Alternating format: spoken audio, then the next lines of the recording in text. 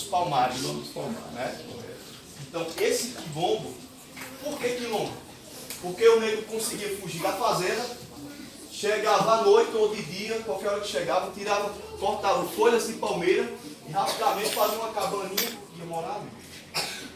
Ele vivia da caça, que nem o índio, da pesca, assim também como o índio, e plantava.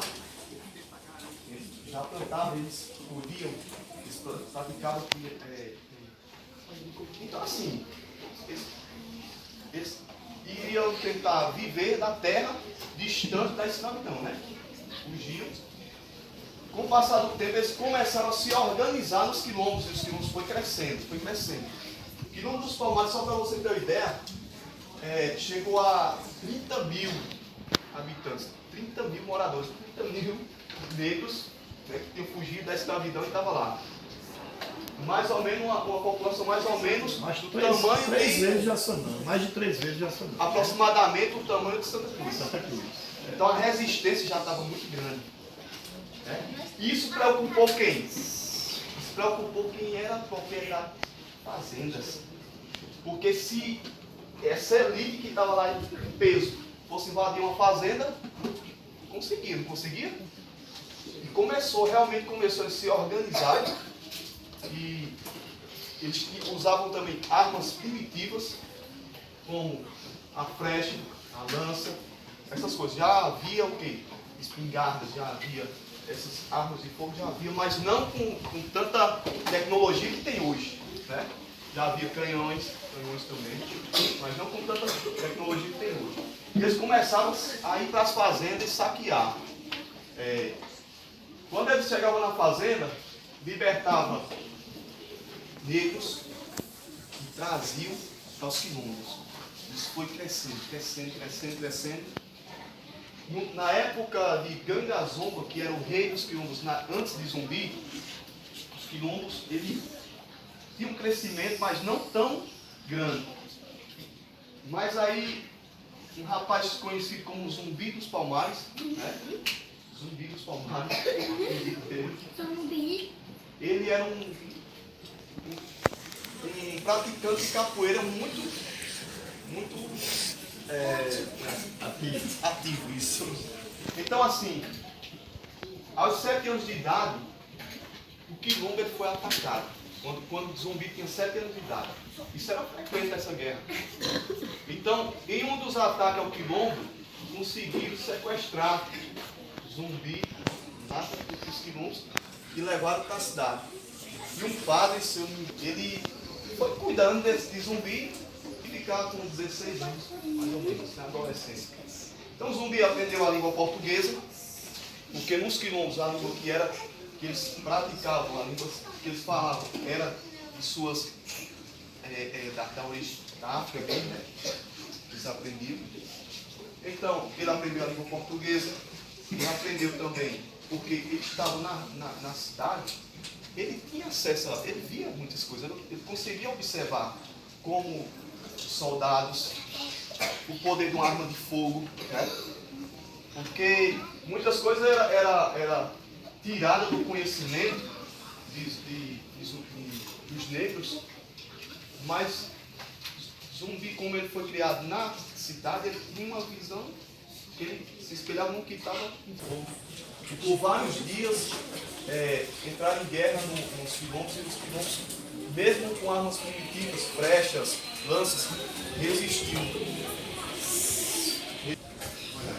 Pronto, porque está preparado. Já estou encerrando essa. Não, pode continuar, Marcelo. Mas aí, nesse período aí de guerra, como os quilombos estavam em desvantagem na questão do arsenal, né, de armas, e quem estava atacando o quilombo com canhões, tudo, então os negros um bocado fugiram, e o objetivo era capturar a maior quantidade de negros com vida.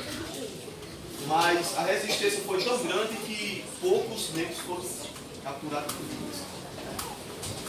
E quilombo, aliás, Zumbi chegou num penhasco e ficou cercado. Não tinha para onde ele correr.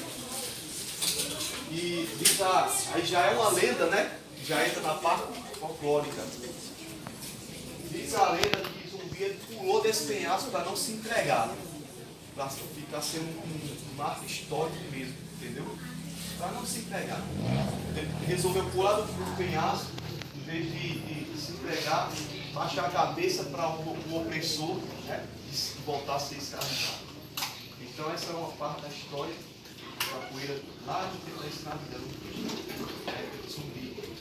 E ele passou a ser o maior símbolo de resistência aqui no Brasil.